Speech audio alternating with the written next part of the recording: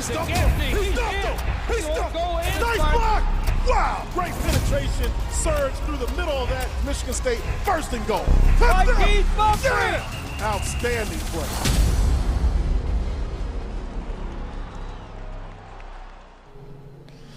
Welcome to the second episode of Inside the Locker Room. I am your co-host, Brian Musalam, alongside my favorite, my co-host, the Honorable Jason Strayhorn. How are you? Doing fantastic. How you doing today, Brian? I am fantastic. Looking good, man, with that shirt.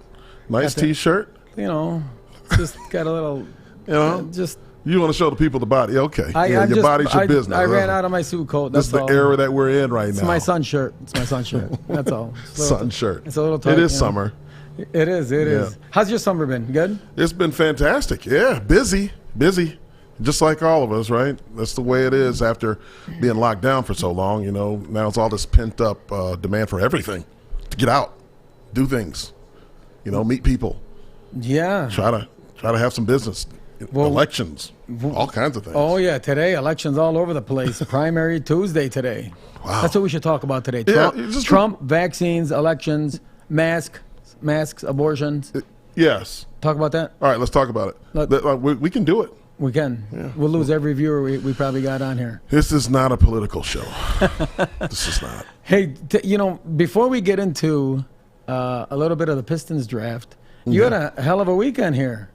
Oh, man. Tell us about your very interesting. I read about today in the Free Press about your little trip this weekend, please. Yeah, I know it made it to the Free Press. But, yeah, just had a great time this weekend, what some would call a red letter day for myself. It was just great. It was one of those, like, bucket list type of things. And I was able to catch a ride with some friends down to Tuscaloosa, Alabama. Tuscaloosa. Yeah. Who'd you go see down there? Yeah, I went to see my old ball coach, our old ball coach. Oh, wow. Yeah, saw old St. Nick. And, man, it was fantastic, you know, to be able to see him again. And just, you know, for a minute, I was wondering if he knew my name. Did he smile? No, not much. Not at the beginning. You know, he's moving slow. He's in this evaluation mood. And he went out and was looking at a kicker, you know, by himself. This kicker is trying out. Watching film, looking at a kicker. No. Literally, out there, physically out there. I mean, it was, 100 degrees, 180% humidity in Tuscaloosa. And there's a kid out there, just like two guys helping, place the ball and, go. And Nick's watching him one-on-one. No. Nick comes out on that balcony. Oh, boy. Oh, my goodness. Oh, boy. I felt so bad for that kid, man. I would have been afraid for him. Oh, man. But, hey, So was he in his face yelling, screaming like he used to, or just it's all No, not at all. No, Nick was up in his, coming out of his office on the balcony looking over this huge field. And, Did the kid see him? It's the only other human beings around. He looks up and sees, it looks just like the statue looking at you. Shank you. Oh, boy. Shank you a lot. No, did it? Oh, yeah. Oh. Shank. Poor kid. But, hey, it takes a lot of guts to do that. So, but anyway, but meeting with Coach was great, man. We had lunch, and he brings out this big old thing of Little Debbie's. He loves Little Debbie's. I mean, since we were, I haven't had one in 18 years, but he loves them. Got to talk about the diet. Look at Brian. Look at Brian's biceps, everyone. But I think Coach Saban's in great shape. He looks better now. We talked about it. Yeah, he's going backwards. I mean, he looks great. Yeah. He's going to be 70 this year. I mean, he's in great shape. Little Debbie's, coffee, Coca-Cola, hey. Loves his Coke. I don't know. Him and Warren Buffett. I don't know. So he gets into, Jason, tell me about your son. Just out of the blue. That's the first time he actually addressed me, was to talk about my son. Not hi, how are you? How you been the last 30 years? How's your family? How many kids do you have? He's just focused, man. I mean, that's how driven he is. I mean, you see the detail in the coaches' meeting rooms, like all these depth charts and recruiting charts and books. Everything's filed. I mean, it's almost OCD-like. He's got the 28s. He's got the sixth graders up there on the board. The sixth graders on the board. This kid's a priority. He knows it all. Well, I mean, your son ain't far off. God bless him. Oh, God bless him. Yeah, so he goes, he asks you, how's your son? Yeah, ask me about him and, more details on him because he's been getting feedback. He's heard about the offers that have come. And now Mel Tucker was the first for my son who's entering his freshman year at Catholic Central. So he's, this is early for that. And this is one thing that Coach Saban said. It's the same thing that I've been telling my son. The offers don't mean, nothing. But Coach used the other word, the other kind of language. He said it's all anything. They don't mean anything. Yeah, he spoke proper English. Yeah, so there you go. They don't mean anything. They don't mean nothing. Right. No, but yeah. Nick Saban the way I do. He didn't speak in proper English. Yeah. I can guess what he said. But he said, you have to be where your feet are at, and that's his way of saying you need to be in the moment, in the present time, be the best teammate, be the best, student, the best Caden he can be. Yeah, with that hand gesture. Did he keep going like that the whole time? And that's what you got to do. And I tell kids all the time, he's going on and on, but it was great to hear that from him because that's reaffirmment for myself. Like, hold on though, but you did you not get your son on the phone? Well, you had to. I mean, you got Nick Saban there. You got Nick Saban there, and he wanted to talk. So hey, it works out where. He talked to Caden and, he told him those same things. So but there's steps he has to do. Now, I know everybody wants to talk about offers and everything else. I say, yeah, but that's pretty cool, though. He FaceTimed cool. your son. He did. And that is. I mean, it's cool. Yeah, that's something that I would never have expected of him. I was just glad to even go look at the field and like a fan, man. I'm truly a fan of Nick Saban. Of what he has been able to do and being able to play and then ultimately being a team captain and spend a lot of time with him is an honor for myself and something that I cherish all my life. So, it was really cool moment for me and for Caden as well. So he offered Caden on the FaceTime? Yeah, but Caden he better keep on stepping every day. Every day, you better reach higher. You get, hey, Nick don't have a problem going cold on you. I mean, he's all about the bottom line. If I'm in 8th grade and I got an offer from Nick Saban, I've arrived. So it's over. Over. You're done. I'm done. I'm not playing another down again. But that's why he doesn't do it much. I'm signing my first N.I.L. deal in 9th grade. Mm-hmm. It's over. In 9th grade. That's it. We're done. I won't play it. I'll save my body for college. Forego high school, which we're seeing some of that. We are. Foregoing high school already. We are. Jeez. But, senior year, it's not that bad. But it was great. The facility's phenomenal. Did he apologize?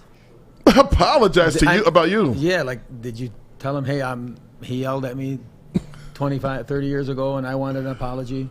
Yeah, no, I didn't get to that one. No, I didn't have time. Did you ask him to come on the podcast?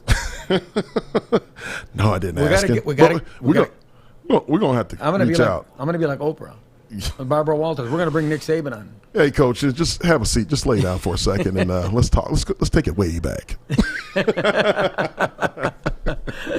So that must have been great. It must have been quite an experience for your son, though. Oh, yeah, it's an experience for him.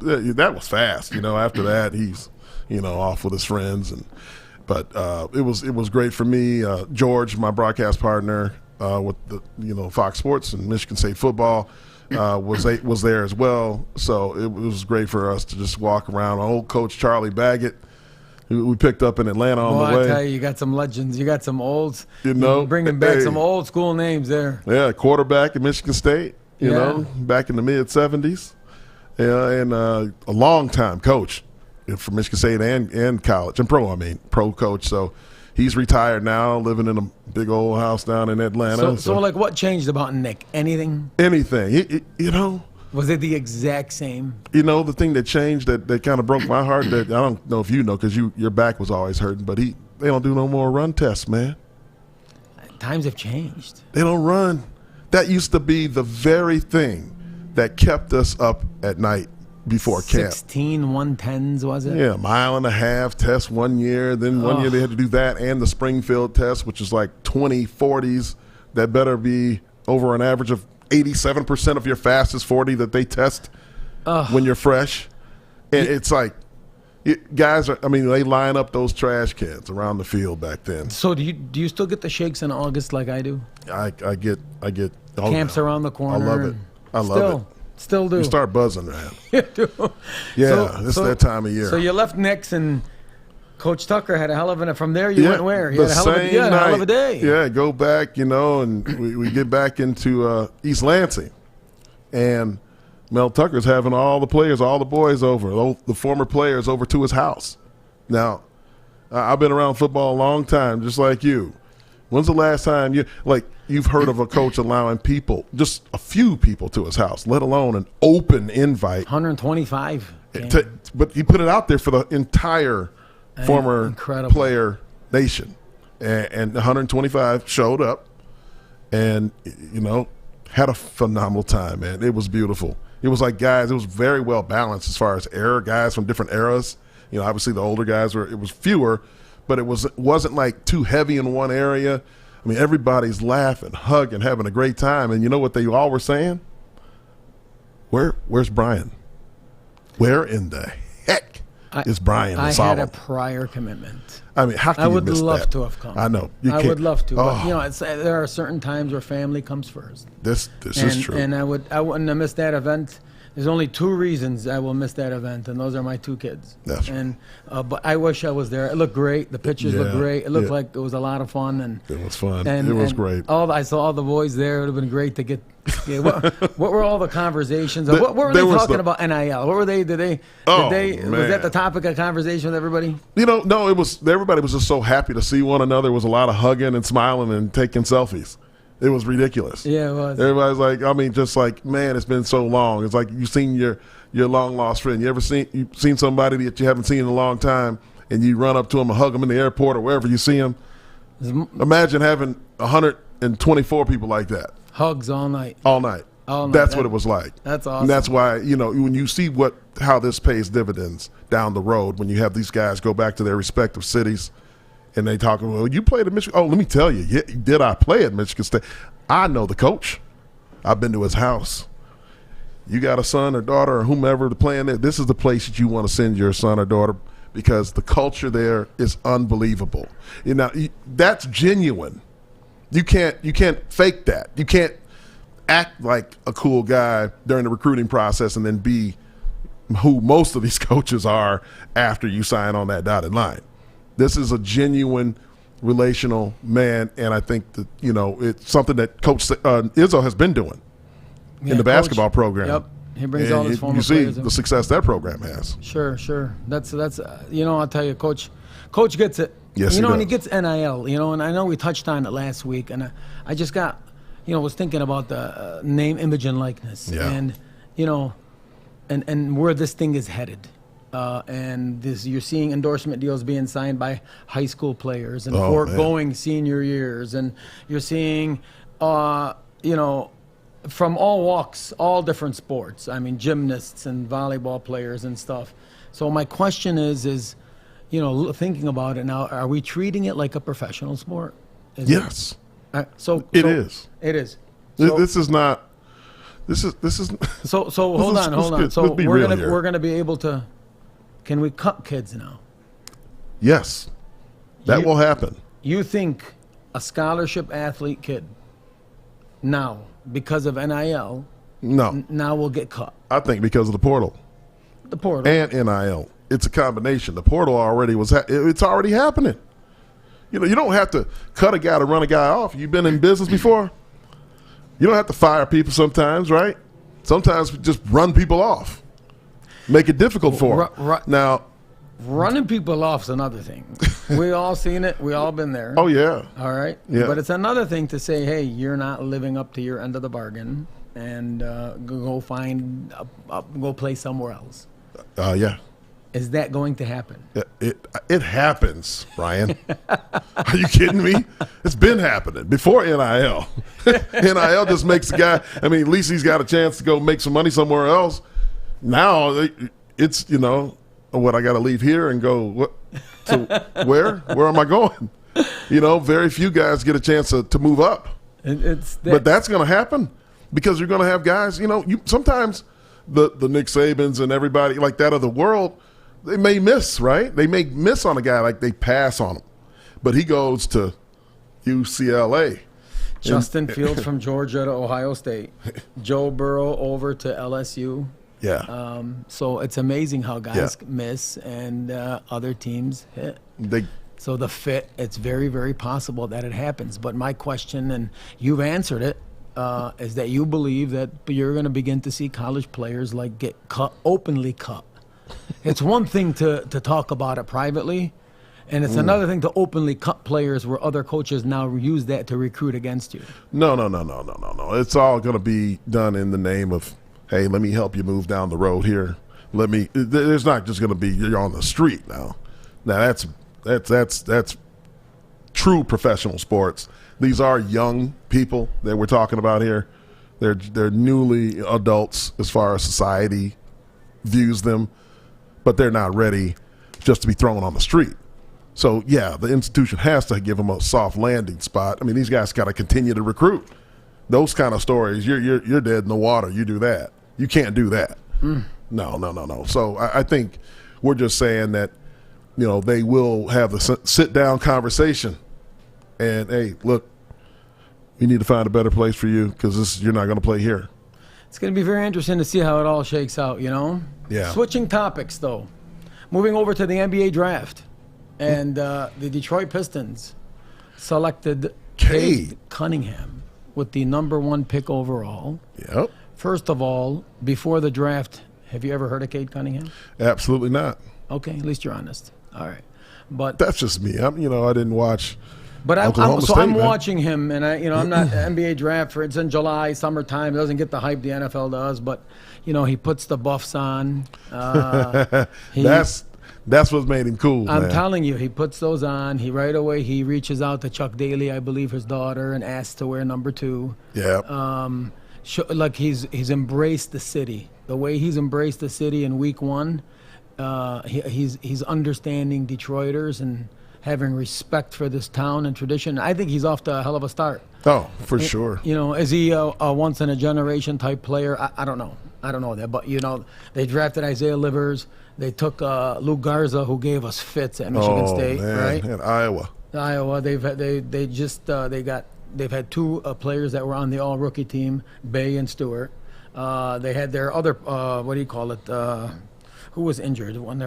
Killian Hayes was out all year injured. Yeah. And then so they're putting together a good nucleus here. I'll tell you what, that Dwayne Casey has done and Troy Weaver. Yeah, he's done a hell of a job. Him drafting him. Look at this. This is cool right there. That's Motown. He gets it. 2021. He gets it. I'm telling you. He's got swag. He does. And you need that and confidence. That's a mature man. That guy's 19? He's mature, man. You hear him on his interviews, and he's got a daughter. He doesn't shy away from that, saying it's not an easy thing to do, being a father at his age, but he's doing a phenomenal job. He could be my dad sometimes. He's a guy who Troy Weaver said has made comparisons to Larry Legend when you talk about Cade Cunningham and his ability to create off the dribble and sink shots just like that. And sees the whole floor. He's a general. And just one of those guys that you just need a great building block for the future of the organization. So they just who did they just sign? They just signed what's his name? Was it Olenek? They just signed Olenek. Yeah, the center. Kelly Olenek. $37 million. So they got a ton of 3-point shooters. They just brought in a center. I mean, you clearly see what they're building—a team full of shooters.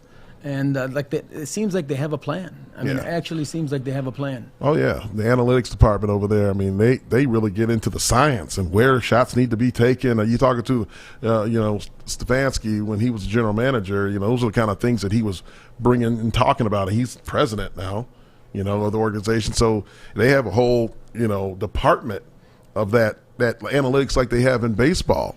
And so. You get that. You get these more athletic players, younger.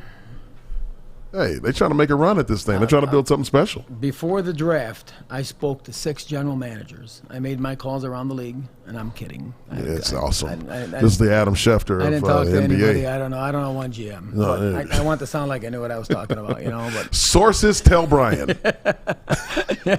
so but we got to sound like we know what we're talking about, Yeah. Let's switch gears here to it's NFL training camp here. Oh yeah, and it's that time of the year. Right? Or optimism runs rampant here in Detroit, Lions training camp. What are the storylines coming out of training camp? First of all, I think as a Lions fan, or as a former Lions fan, I've divested emotionally, but man, they must have hurt your feelings bad. Oh, over the years, we've gone through this over and over. But when we talk about the 4 phases of the Lions fan, right? Right now we're in phase 3. Phase 1 is when we it's the draft championship, right? It's after the draft where every Lions fans proclaims that they've won the draft. Okay. All right, and they're celebrating, and there is just trophies passed all around town of they got it right this time. Then we walk into mini camp hysteria, right, where we watch everybody run around with helmets and shorts and say, man, they look crisp. They look good. The linemen look big. Quarterbacks, ball look sharp. And the fans are having going against air. There's nobody, no threat of being hit, right? Looks fantastic. Yeah. Got great zip on the ball. And it's mini camp hysteria.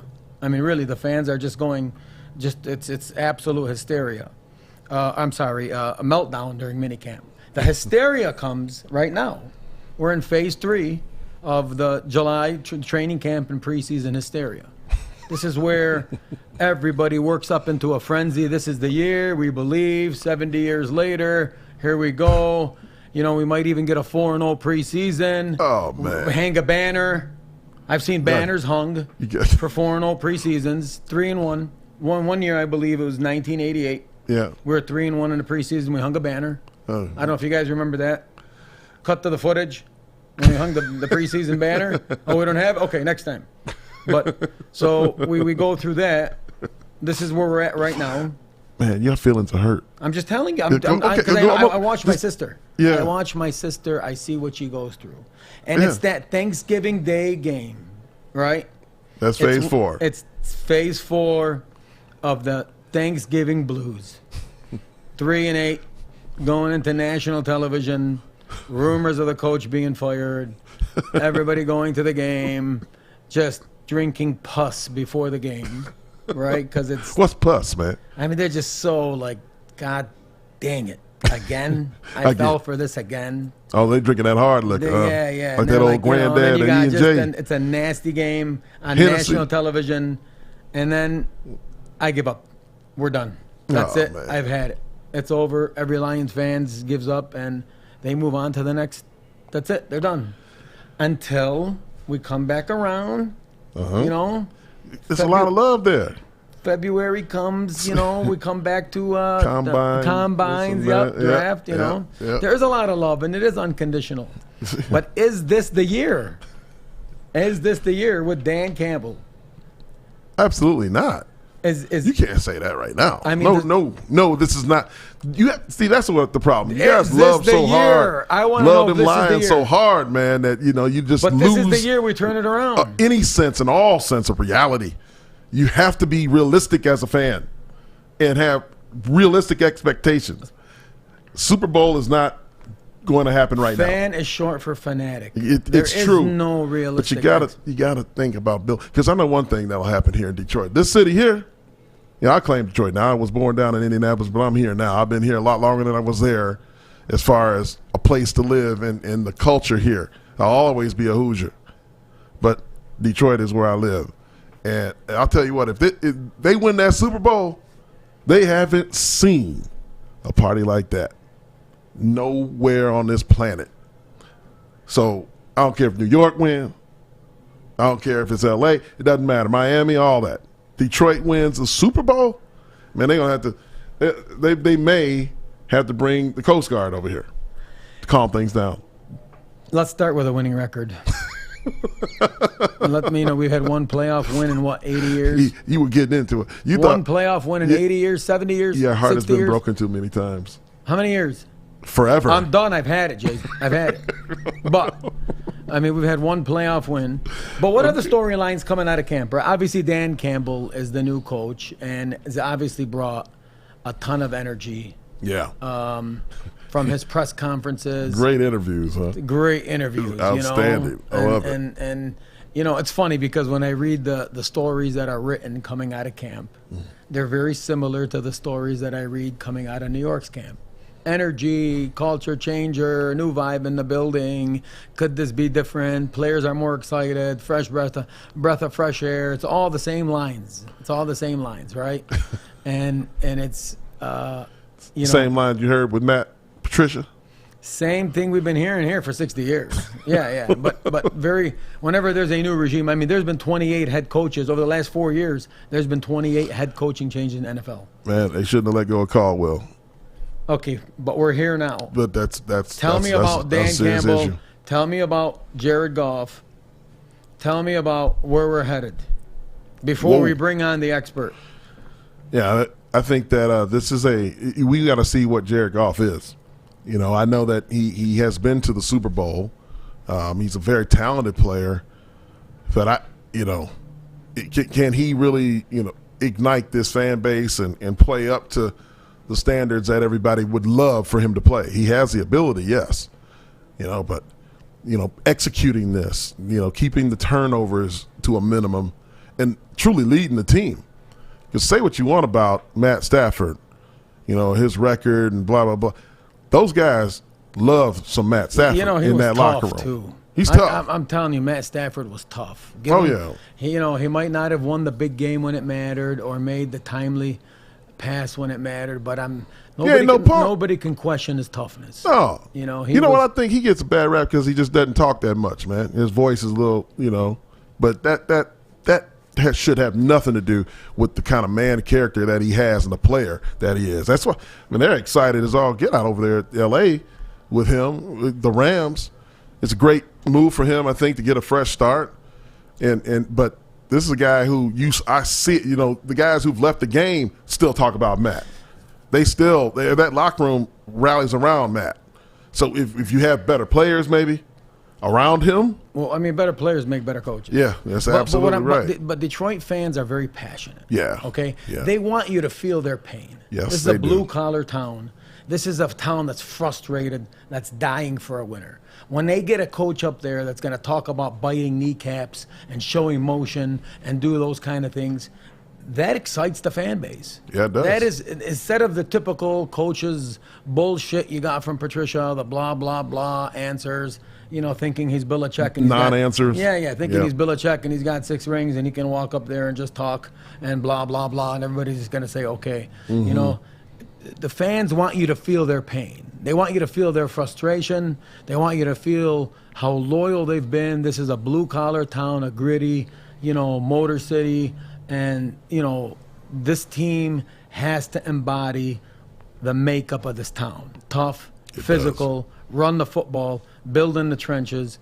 And you're seeing some of that. I mean, you're seeing what they're doing, what they did with the draft. I mean, they went O tackle, D tackle, D tackle. So they started in the trenches.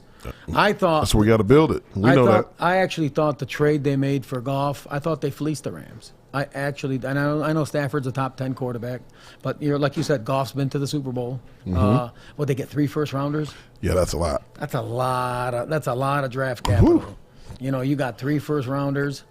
All right. I love Stafford, but man, 3. You got 3 first-rounders. You got a quarterback. Whoa. That just tells you the guy and Sean McVay. Yeah, he knows. He went all in. He knows. He knows. His clock's Stafford ticking. goes. He goes. His clock's ticking. Just know that. Yeah, he knows he's got a hell of a defense because Aaron Donald only has so many years. But I'm telling you, he knows this defense that he's got and those contracts that they got. There's only so many more years that they're going to play together. So he went all in on that. But I thought their draft, them getting 3 first-rounders, it was huge in that regard in terms of draft capital. Yeah. But really, it's about culture. It's about chemistry. It's about everybody buying into the vision of the head coach. right? It's about them respecting. And Dan Campbell was respected around the league. He was a head coach for a minute, I believe, with Miami, maybe. I know that he was a player. Interim, he was a player. Interim coach. Yeah, he's in the locker room, so he understands how it is to be a pro and what it takes to be a pro. He's a tough man, a guy's guy, pro's pro, and like you said, he'll bite you in the kneecaps. And I mean, he will win the press conference. But this is the polar opposite of what he you will had. win the press conference. Yeah, with Patricia, he's not going to give you non-answers. He might. He's going to give you some Mike Ditka answers. That's what he kind of reminds me of. That's what you want, though. You don't want. I want some fire. Yeah. Speaking of fire and speaking of real answers, we're bringing on now somebody who's going to give us a real inside look. All the way inside. All the way inside. Who's been inside a training camp, who is highly regarded, is known as the Detroit Lions beat writer, Dave Burkett from the Detroit Free Press. David, how are you? Where are you? There he is. David, how you doing? Can you hear us? David can't hear us, and he's running his water. No. He's looking. He's trying to get on. Dave, can you hear us?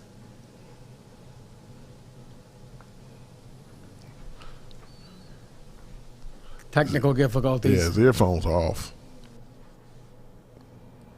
Yeah. Can you hear us? Can you see us? No, I don't know. I'm not sure. I don't even think he can see us, to be honest with you. But when you talk about like the culture and people they want a winner. Yeah, they want you to feel their pain. Yeah. They want you to get up there, and when you lose, they want to see you angry, and they want to see you feel the frustration that they felt. There's a lot of people that pay a lot of good money to go watch this team. Oh yeah. And that eat, breathe, and sleep the Lions, and they want a winner, and they want a coach to feel them. Yes. If you can tap into a community's love for you, you have something a little bit extra to play for. Because most guys come into the pros, they're playing for, one thing, their family, mostly. But if they can actually play for the city, because it's hard, sometimes the pros some hang out together. A lot of times you don't get a lot of that, a lot of the camaraderie. They have their camps. But when you talk about teams that are in cities and they all plug in, look at what Boston, when you talk about the Patriots. I mean, that whole town rallied. They had the same identity as that town. Just tough, hard nosed. We don't have all the best talent. But you didn't need it. You got Tom Brady. But we're going to find a way. I could have played the X. You could have played the Z. You're talking about a 6th-round draft pick. Yeah. And Tom could have thrust the ball. Who could have ran? I mean, he's got Amendola and Wes Welker. And, all these guys zip, all these jitterbugs, and he's just thinking and dunking. Boom, Getting rid of that ball, man. Man, so good. Like 2.3. It's so good. Do we got him back? Joining us now, I think we're going to try this one more time, is Detroit Lions beat writer Dave Burkett from the Detroit Free Press. Dave, thanks for joining us. How are you? Yeah, I'm doing good. I can hear you guys now, so that's a good thing. Well, we heard you. Jason's a good thing. I don't know about you, Brian. So I appreciate that. Finally. Well, after we make you famous, what's next? Pardon the interruption. ESPN, because once we're done here and the millions watch you, you're going national. I'm just gonna use my cash in on my name, image, and likeness, and go retire. That's So tell us, Dave, your early take of the Lions camp, and how's it going over there? Yeah, I like it. I mean, I have positive thoughts so far. I still don't think they're going to be a very good team. I mean, this is not a 10-win team that we're looking at, but it's a different vibe around the organization. It's a different vibe in training camp. I mean, the players, the coaches, the support staff, the media, everyone sees it. And, I think like a lot of sports teams in this town, there's probably going to be a lean year or two, but the ship is pointed in the right direction. And, there's some good people aboard right now. They just have to get more to make sure they get there. Well, Dave, in the first couple of days of camp, have you seen, everybody wants to know, like, number one, like, how's Goff doing? And number two, like, the rookie. We'll talk about him after this. Yeah, I mean, Goff, look, it's a little hard for me to evaluate Jared Goff, I think, or will be this year for everyone, just because he doesn't have a whole lot of guys to throw to, I mean, as I watch Jared Goff, my first instinct is that, Matthew Stafford was a better quarterback. And, we saw more out of the quarterback position the last couple of years. Now, that doesn't mean Jared Goff can't be successful, but, we've seen a lot of dinking and dunking so far. Today was the first day of pads. Maybe that changes. I know, like a lot of teams, are going to use that play action pass the passing game. But I think the Lions did take a step back at the quarterback position, and now it's just about whether they have enough around that quarterback to, have some success on the field. Tell us about, clearly we saw the plan during the draft, right? It was to build the trenches, right? They went O-tackle, Yep. D-tackle, D-tackle. And I know today's the first day of pads, and so you can't really, tell.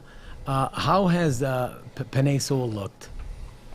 Yeah, like you said, tough to tell. I mean, there's one practice here in pads, but I think his athleticism is obvious. I mean, he can get out and get to the second level on blocks and lead you in the run game, and I think that's going to be a big time strength for his, especially after he settles in and gets a little more comfortable. I'm a very athletic guy. He's going to have some growing pains, playing against some really good pass rushers here over the course of the next, 20 weeks or whatever it is. And we've seen that a little bit in practice today. Romeo Okwara beat him on his first rep of one-on-ones. Sewell came back, though, and won the second rep and sort of stoned, Romeo on an inside move. So there's going to be some up and downs, but I do think the five that they have, really the top six that they have, including Terrell Crosby, it's not out of the realm of possibility that by the end of the season, once Sewell settles into his role, that this is one of the 5 or 6 best lines in the NFL. Oh, wow. Wow. And, yeah, Penei Sewell, when you talk about one-on-ones in the NFL, offensive line rarely wins at all, if at all, because the guy's just so fast. I mean, you're not going to block an NFL defensive lineman for 3 seconds in the NFL. And if you do, then that guy's going to probably not be playing much longer. That's how it is. Yeah, I mean, a lot of those one-on-ones, the receiver, cornerbacks, just look, we write about them. People love to hear about them because it's that competition that's easy to see. But you guys are absolutely right. Those things we all know who they're slanted towards. And it's easy. But, and that's what, going back to the Goff thing, right? We watch some of the 7-on-7. That's another thing that you're throwing passes. Those are passes that an NFL quarterback should probably complete, 95% of the time. And when we see some misses, some interceptions, I mean, some of those are the things that we scratch our head at a little bit. And again, I will say Jared Goff and his receivers are getting used to each other, and the line is getting used to each other. So, we're a week into training camp here. It's hard to make any, big time judgments about what we've seen so far. How does the D line look? Because I mean, you don't need quarters if you can rush the quarterback. You just don't need corners. Every corner is average if a quarterback has time in the NFL, and the whole idea is to get pressure with the front four. Yeah, Jonah Jackson. Yeah, I mean, how do they look? Yeah, I think that's another area where I don't know that the pass rush. Look, Romeo Okwara had a good year last year, 10 sacks. He's a pretty solid pass rusher. I don't know that they have a lot of depth at that pass rushing position. I like what I've seen out of Jeff Okudah in the back end so far. The one guy who did stand out today to me and a lot of people was their third-round draft pick, Aleem McNeil.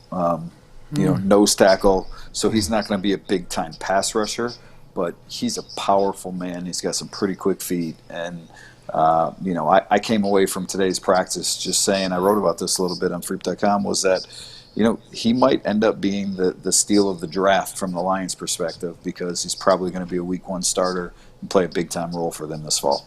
Wow. Is that the NC State? Yeah.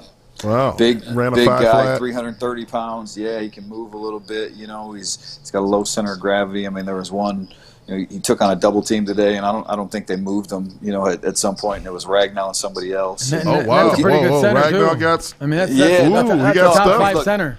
No, Ragnow's a really good player, and Yeah. Neil of course. has his hands full with Ragnow, and he's learning that. But there was just one run, and I want to say it was Ragnow. I looked up on the board to try to see Ragnow and maybe Vaitai, and it just didn't look from my standpoint that he was moving much. McNeil, that is, was giving up much ground, and so it's just little things like that where he's not consistent with it yet, but you see some of these flashes, and you're like, that guy's going to be a really good run defender when it's all said and done.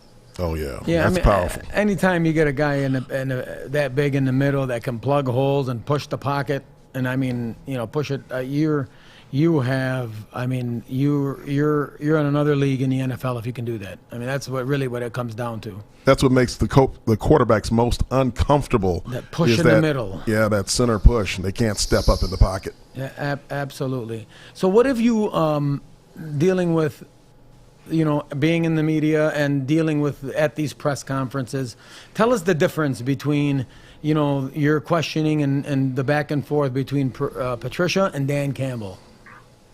Yeah, I don't know that there's much difference from our end. I mean, obviously right now, year one, day one really of a new regime versus the way things were at the end of last season when it was obvious change was going to be made. It's certainly, different. But look, the biggest difference is just that, Dan Campbell is, he's passionate, he's lively, he's energetic, he's honest about some of these things. He's entertaining. He's got a story every day that, you can just see some of that emotion dripping off him, and I think fans respond to that. Yeah, you heard some of that today, I saw Starbucks. right? Yeah, I saw that.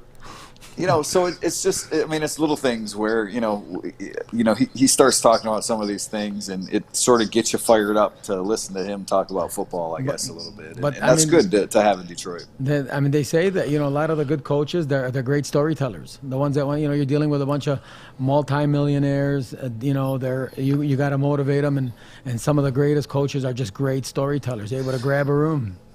It's funny. I was talking to my mom today, right? And she was like, I told her, she asked me something similar, and she was like, well, how is he as a coach? And I was like, well, he's not going to be calling the plays. He doesn't do X's and O's, but I think he's probably going to be a good coach. She was like, what do you mean? Didn't quite understand. Like, the coach doesn't call the plays, so I had to explain to her a little bit. Hi, Mom, offense, defense, coordinators, what they do. But really, you're right. In the NFL, look, the biggest thing they have to do is manage the locker room and manage the egos and get players to buy into not only them but the staff, and to want to play for them and the staff when there are a million reasons not to sometimes, especially when things are going wrong. And so I think that's one thing that Dan Campbell has going for him is the way that he can connect with players in that locker room. Yeah, no, his ability, because he was a player, right? That's the thing. He understands the psyche of a player because he is one, and it's unique. It's difficult, I think, for a lot of guys that are just career coaches. A lot of coaches that played the game, but some of them played it a long, long, long time ago. So to be able to relate and adapt to today's player is a skill set that is very valuable. Yeah, no, and that's, go ahead. I'm sorry, David. No, you're right. I was just going to say the one story, just to that point, Jason, was, when he was talking about, Austin Bryant coming off the PUP list today, and how important it is for him just to get out there, just to, mentally get the injury, sort of get past that, because as Dan said, he had 13, surgeries, and when you're sitting there working out with the trainer and you're rehabbing, you're doing this, you don't have something else in front of you. You don't have a coaching tip that you're working on or a player that you have to defeat.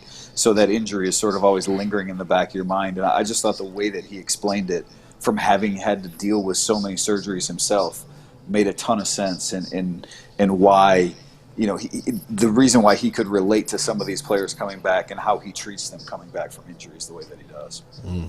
That's it. Are you going down to Calvin's induction? I will be there this weekend. I'm going to go down for a couple days. I don't know ultimately if I'm going to be there Sunday or not, just because we get very, very little access on Sunday, no real access on Sunday. But there's a couple events here in the next couple days that I'm going to go down there and take part in. Tell us your feelings about that. They've interviewed Calvin in so many words. was dodged the question, didn't really want to talk about was he going to thank the organization itself, and obviously you could tell there's he said they're not being mentioned. Yeah, they're not. He was pretty clear with that. He said they're not being mentioned, and we all know what it stems from. And what is your take on that? Do you do you think that the Lions should give him that money back? I mean, what is the overall perception of that? I absolutely 100% do think they should give him the money back. I mean, look, I covered Calvin for the vast majority of his career. I did the presentation to the selection committee when we voted on him and his candidacy back in January. I've written a ton about him. Look, the way life is in the NFL, the way things work in the NFL is that, teams generally allow players to keep, their signing bonuses when they retire. I mean, barring, a player getting arrested or somehow forfeiting his bonus, especially if you're a superstar, that's just the way that teams treat you. Marshawn Lynch, Andrew Luck. I mean, we can go on and on naming players. And so, the Lions, for whatever reason, it's never been clearly explained to me. I think it relates back to Barry Sanders, 20 years ago when the Lions did the same thing to him.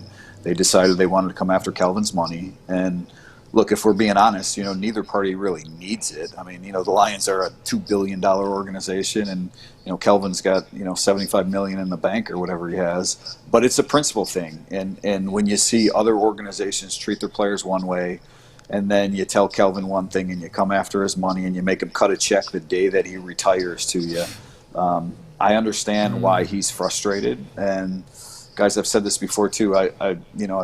There's a couple things that I know about where things stand that I just haven't reported yet, so I don't want to get too deep into the weeds there. But I do think there's an opportunity for these sides to come together still, but it's going to take the Lions bending more than they have so far. Have you asked the Lions about this? Are they going to pay Calvin back? Well, look, I don't know all the legalese, right? When they made him pay back that money, they used it as a cap charge the next year, so I don't know that it's as simple as cutting him a check for $1.6 million. But trust me when I say the Lions are willing to give him some money back in various forms. But they obviously need something from him too. The parties are not to the point they need to be to make things work. They got to pay him his money back.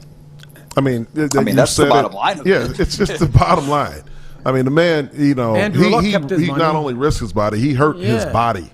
He gave up a lot of functionality, pain as a man now with his children to play for the Detroit Lions and make everyone proud and to be one of the best that ever played the game. First ballot Hall of Famers, man. That's just not an anybody type of person. And I know the game is ruthless. I know, it's what have you done for me lately, NFL, not for long. But Calvin Johnson, you treat him just like you treat Tony Romo, like you talked about a minute ago, Marshawn Lynch, Andrew Luck, all those guys. Like, look at it, what, Andrew, in Green Bay, Aaron Rodgers just restructured his contract, and in that he made a provision saying, don't mess with my bonus money, because this is the kind of behavior that some organizations choose to go down, and Aaron Rodgers is concerned. Think about that. He's reigning NFL MVP, and they don't want to talk to the guy.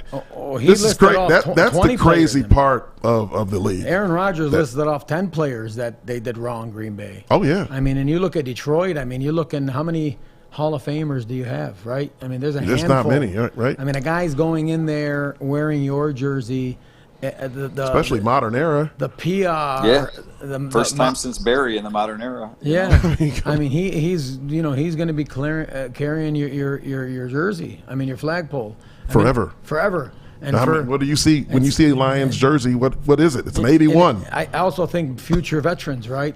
Future players wanting to come here. Yeah. They see the way they treated a first ballot Hall of Famer. That's going to make them think twice. Yeah, and I will make this point on this, and this is part of the reason why I do think there's room for, a reunion here is, Calvin and Sheila Fordham. My understanding they had a little dinner, and they've talked about some of these issues, and Sheila's a different owner than her father was and her mother was, and the Barry stuff happened under her father's watch. Again 20 plus years ago, and I get that there were maybe some bitterness about the way that he left. Kelvin left the right way. The day after the season, he told them he was gone. He knew he came back and played another year when he wasn't going to. Yep. And maybe the Lions, if we give the organization a little bit of the benefit of the doubt here, Rod Wood, new to being president, Martha Firestone Ford, new to being owner at the time, they just followed what happened, 15 years earlier and decided that if we did it to Barry, we have to do it to Kelvin. Again, I've asked why. I've never gotten a real clear explanation. But I do think there was some sort of newness to the situation, whereas Sheila right now, you look at the way they handled Matthew Stafford's trade request, some of the other things that she has done. I tend to believe that the organization is sort of going in a different direction, and maybe situations like this in the future won't have to end the same way. We got another Kool-Aid guy. He's drinking the Kool-Aid. Drinking the Kool-Aid. We're going to win the Super Bowl in 3 years, do a Brian. job and be a Not saying that. Definitely not saying that. Did you just say they're going to win a Super Bowl? You just said it. This year? Did I say this year? No. No. Listen. Again, I've people have asked me this before, right? Will the Lions win one in 5 years? I will never. Super Bowls are hard to win, right? Yeah. And so I just don't. I'm never go out on a limb and predict that. The point of the organization is that, I think we have to give Sheila a little bit of the benefit of the doubt here, because her and Kelvin did meet to try to mend fences. It hasn't happened yet. Some of the other things that the organization has done under her watch in the last 12 months would give me hope that maybe situations like this might be different in the future. Oh, Sheila.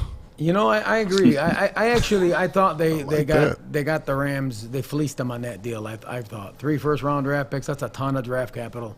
And I know Matt Stafford's a top 10 quarterback, but Goff was in the Super Bowl and he can still play and he's young. And I thought Dan Campbell I thought was a good hire. What do I know?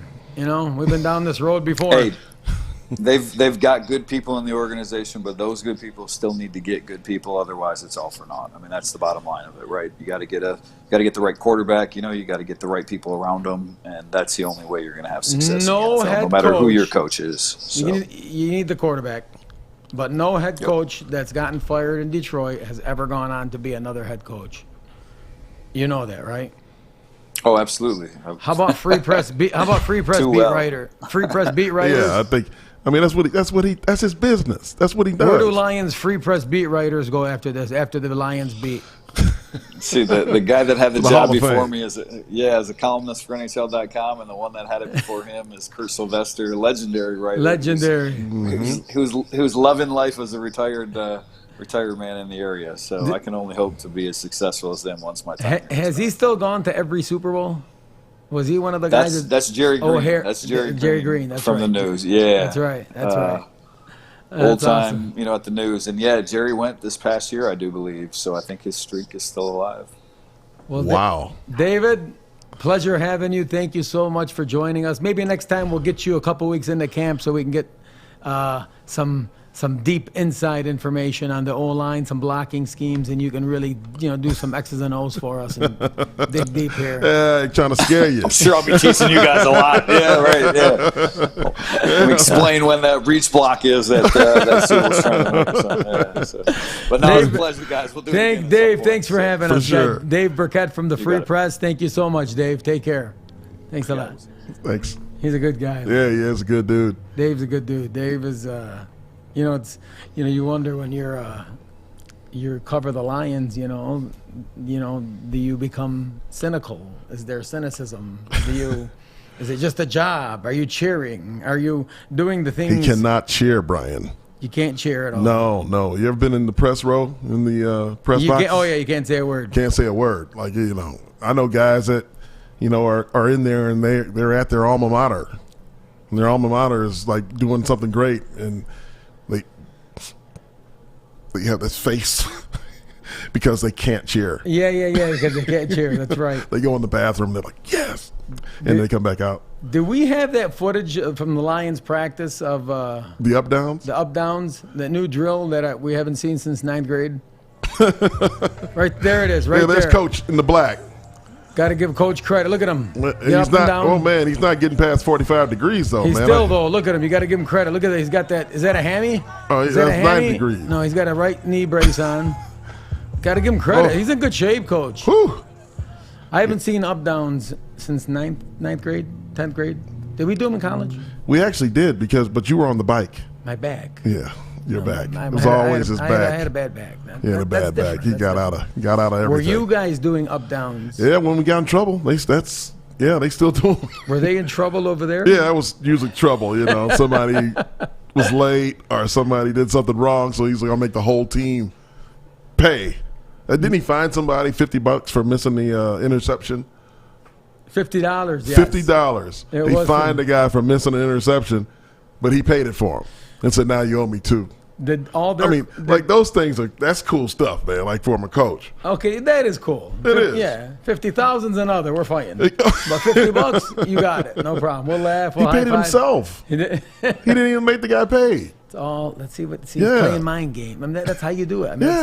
You build camaraderie, you build trust, you build, I got your back. Yep. I got your back. This is what we're going to do, and this is how we're going to do it. And, players notice that. They buy into that. They feed off of that. Oh, that's cool, man. Yeah. Have you ever had a coach that cool? That's pretty cool. Nick Saban. Nick would talk about fining people or Nick wanted to fine you in college. Yeah, he did. But I remember the time when he was just fresh out of the league. It was his first year at Michigan State, and he was like talking about a guy on an opposite team that he wanted out of the game, and he's like, if this, was the NFL, I'd have $500 bills on my forehead for the first guy who took him out. But this isn't the NFL, so forget I said that, guys. That was great. I remember that. It was awesome. I absolutely remember that. Is every Lions coach vaccinated? Oh, they're requiring all the coaches vaccinated. Yes. Oh, so there's been 2 coaches so far that have resigned. Yeah, resigned or fired or resigned. Dennison, one was with Minnesota, refusing the vaccine. Yep. And the other one was with New England, I believe, whom he's either fired or reassigned. Okay. I wasn't exactly sure. I thought they were both gone. Both of those guys. They might both be gone. It's a serious business, man. They might both be gone. So they're requiring the coaches to get vaccinated. Do you think they should require the players to get vaccinated? I mean, it's where it's going to go, or the players going to cost the team. Not the question I'm asking you. They're going to require. Should they make it a rule? Oh man, hey now, the president of the United States isn't doing what the NFL does. That's you can't mandate or be gone. That is rough. That's rough right there. That is rough. I know people are on both sides of that fight right there, man. That one's and everybody's passionate. I just think we just need to be more educated. Everybody needs to be more educated on it. But I think mandating it is difficult, right? Very difficult. But I also think as a teammate, you have an obligation to your teammates, where that because if you go into protocol or there's a couple others that get in contact with you, they're in protocol. Now you're hurting the team. Yeah. And so I think there's a delicate balance there, right? Of making sure we're not hurting the team yet. HIPAA, protecting people's players' rights. And so, I know the coaches, if you're not vaccinated, NFL, they don't mess around. You're getting vaccinated or you're gone as a coach. Period. Yeah. It's that simple. But, the players, that's a very interesting, because, players police themselves. The leaders police themselves. Exactly. And so you're seeing most of the teams, I believe, 90% of the teams are vaccinated. Washington, I believe, the Redskins might have been the only one that had a lower number, and I know Coach Rivera expressed his frustration. Yeah. But mandating players, should they be vaccinated, right? That's a very interesting question. You said it best when you said teams manage themselves. So when you have a guy on the team who's saying he's not doing it, I'm telling you, this is not the first time it's come up. He's had the talk from lots of guys that are close to him, family members. When it gets to that level, and then to say you better do it. It's tough. It's really tough because they have to feel passionate about it. It's just not a lack of Was education. it Beasley? Who did I see refused and was very vocal about it with Buffalo, I believe. One of the Taylor Decker was here. Taylor, yeah, then he got vaccinated. Oh, he sure did. See that? They manage themselves. Because the that team, didn't come from I the mean, team. And it is, right? You don't want to force it, but yet you don't want you to hurt your teammates. And Absolutely. if you get 3-4 starters sit out of a game, or a team has to forfeit a game, that you're going to have a lot of pissed off teammates. It becomes a business decision for a lot of people. It does become a business decision. So it's a very, very, I know it's a touchy subject. I know it's something that, players have talked about. But you're right. At the end of the day, it's players policing themselves. Yep. But the NFL, for all Tier 1 employees, they all have to be vaccinated or they're gone. That's right. So, anyway, number 2 in the books. It's been fun. Number 2 is in the books. Already? That's it. We're here. Number 2 is in the books. Ladies and gentlemen, thank you for joining us for our second episode in Inside the Locker Room. This is Brian Musalam along with my co-host Jason Strayhorn. Thank you, everybody. Good night and go green. Good night. God bless.